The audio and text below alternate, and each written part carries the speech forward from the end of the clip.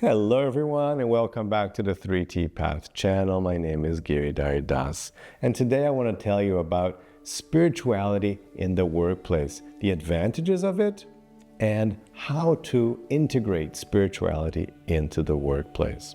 First of all, what do I mean by spirituality? Let's just define that to make that clear. Spirituality is not the same thing as religion. When I say spirituality, I mean the concept of the I, self-realization, understanding the nature of the self as being different from matter, just understanding the true nature of self and in the values of spirituality, especially of dharma, of understanding the four pillars of dharma, of truthfulness, compassion, purity, and effort, tapas. So understanding these values, focusing on bringing the essence and duty out of all actions and the general values of dharma. So that's what I mean by bringing spirituality into the field of work. Religion is different from spirituality in the sense that religion is about exactly what beliefs you have, what books are the most sacred, what practices, we call sometimes just dogma, like what is the belief system you're going to be using. Now that can vary, and within a spiritual organization, you can have people with their own different religious beliefs without any kind of conflict. So how would spirituality help in the workplace? There are many benefits, but I'm going to list 3 here to demonstrate it. First of all, the biggest one is the increase in the engagement, in the desire to be part of something. Now that is done by bringing out the issue of dharma. Dharma means purpose. Everybody wants to live a mission. Everybody wants to live their own nature out. So in dharma, you understand that people have their inclinations, which is their vocational dharma, things that they can do well, and they want to live in that function. So if a company can identify what the person's vocational dharma is, they can then match that within the organization and have that person be living their vocational dharma. That would make that person work with much more joy and much more effectiveness. For example, if somebody wants to hire me and they can hire me to teach, I'll be much better doing that than if, say, I don't know, if they get me to do administration or some manual labor, because my vocational dharma is teaching. So if you can get me to teach within your organization, then I'll be flowing much more naturally. I'll be able to do it much better because it's natural to me. So everything, I'll be benefiting from it, and the organization will be benefiting from it. And of course, on a larger scale, we have to make clear to people what their purpose is. Why are you coming to work? It cannot be just to make money.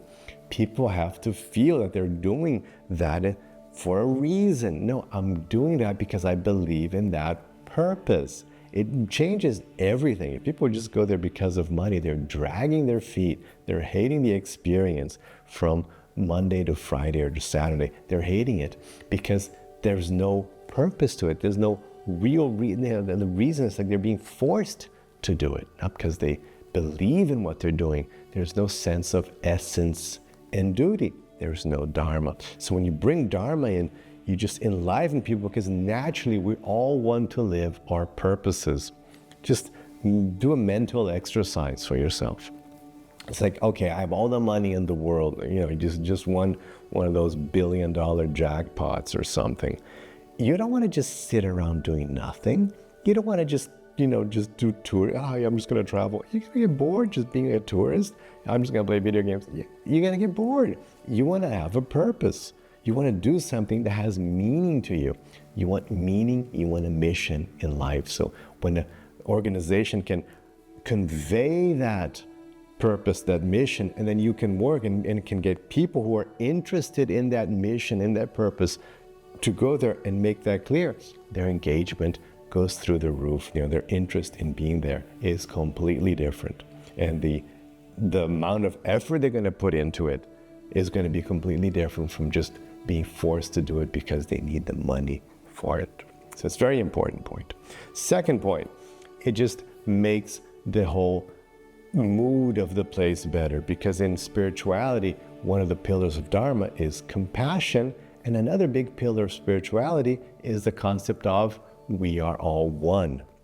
So when you put those two together, compassion and the concept of we are all one, of this unity you naturally get from spirituality, you get a place of work where people are actually interested in the well-being of the other, where people understand that the other's well-being affects my well-being. We all are together, we are one, so if we're all doing well, we can all do better. So we want to help each other out, because then everything just gets better for everyone involved.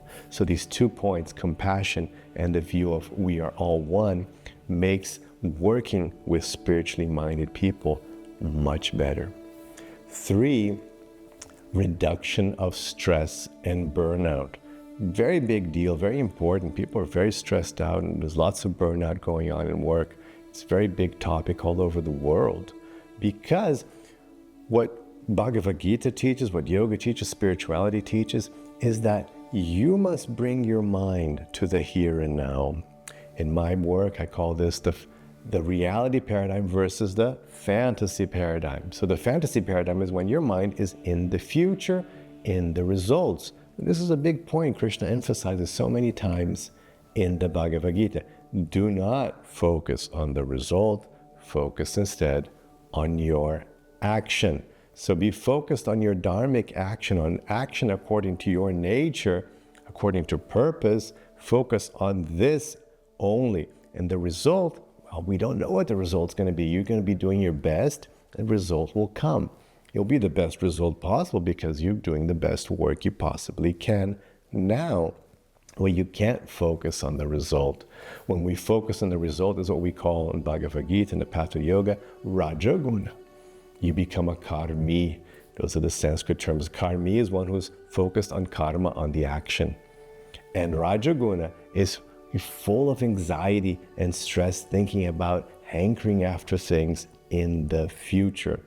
So if you can bring this knowledge of, no, bring your mind to the here and now, focus on doing your dharma, your job, your essence, do the best of you within this structure, then you reduce the amount of stress and burnout, because now you're just focused on being yourself, or being the best of yourself, which actually makes you feel good and not stressed out or burnt out. So that's also a very useful technique for your whole life, but certainly for an organization, a place of work. Now, how can we integrate? So here are 4 tips to integrate spirituality into the workplace. First one is to create spaces for meditation or contemplation. It helps a lot. Studies show that, it's kind of obvious, but studies have been done and do show that at every hour, if you can give yourself 5 minutes of meditation, of contemplation, that allows you to reduce your stress load and to operate at a much better, higher level. It's obvious, right? You need to take a break. You see fighters, they're fighting around, they fight hard, and then they take a break. They have a little rest in between the rounds so that they go back and fight more. They can't just keep fighting, because you can't do it. You just run out of energy. You have to refuel. So giving yourself time to reset your mind, your brain, is wonderful for you. It'll just make you operate at a higher level, so you can have proper spaces for that. More the better. If you don't, if your workspace doesn't have these spaces yet, then you can give yourself a break somehow in your office, in your cubicle, walk down somewhere, go to some empty corridor in the building, and then you can find a little moment there for yourself. And if you do that, you'll see that you'll feel much better.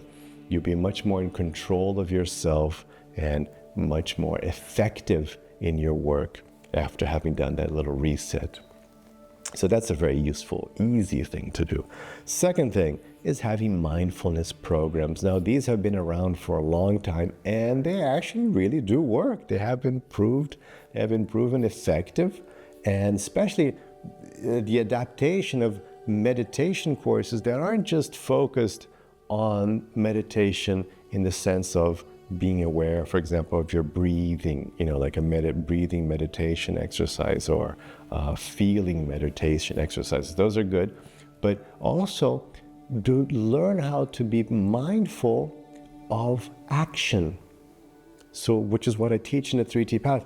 Be mindful of your thought processes, be mindful of your creative processes, of your decision processes. So learning to bring that state of mindfulness, not just to a moment of contemplation, but to the moments where you actually work, into the actual work you're doing at the organization. So that kind of technique, that stuff, there's so many great professionals, great companies. It's a simple thing to do. Highly recommend, and it is effective. So mindfulness programs. 3, shared values and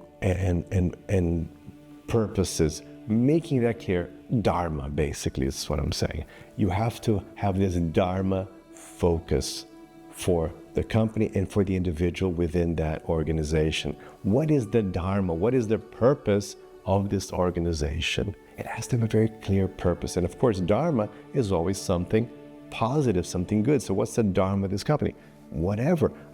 Provide cheap housing, provide, a nice experience for people going to the airport, provide an easier way to communicate with other people, whatever that company is doing. But that has to be defined and shown as a Dharma, as a purpose.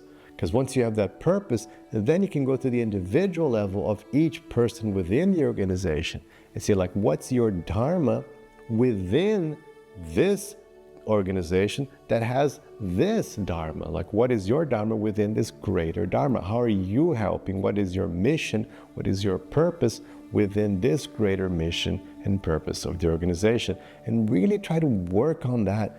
Focus on Dharma. Again, we naturally want to work on our Dharma. It's just natural to the soul to serve, to be within a mission, to have purpose. And it's not natural, as Krishna explains, to work for a future result. That is not natural to the soul, because the soul doesn't work with there's no future for an eternal soul.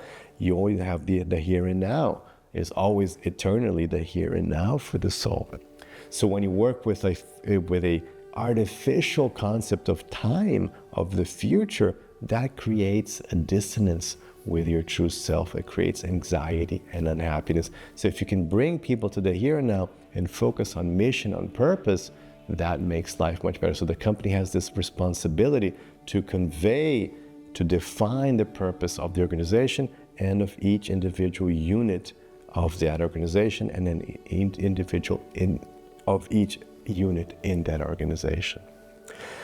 4, flexibility and balance. Once you have this dharmic spiritual view, you can bring this flexibility and balance to each member of the organization so they can be better, they can work better, because they are having their other dharmas taken care of. They have time and space for their other dharmas.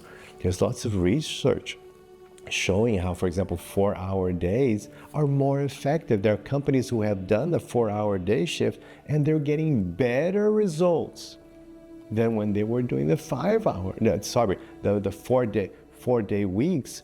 Instead of the 5-day weeks, they're getting better results with the 4-day weeks, because people have time to take care of their other dharmas.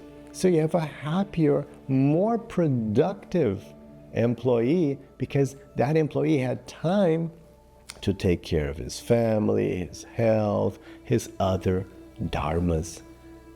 So when you allow that flexibility, when you understand that different people have different purposes, different inclinations, and they have different needs, and you can adjust and bring that balance to people in the organization, they will produce more.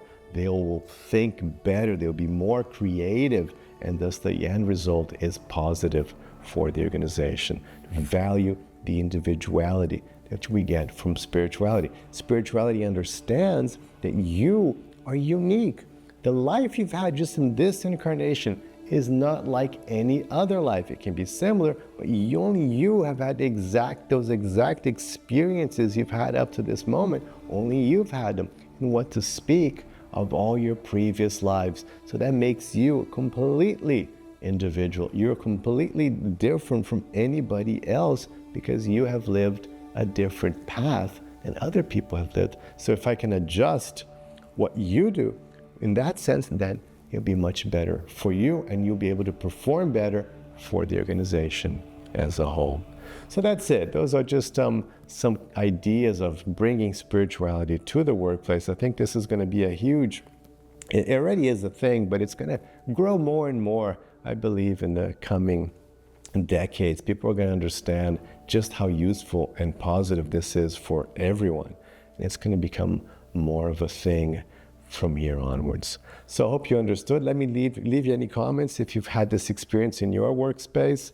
If you think this is good or other ideas you may have in this regard, I'd love to hear from you. And have your rest of your day with lots of peace and lots of love.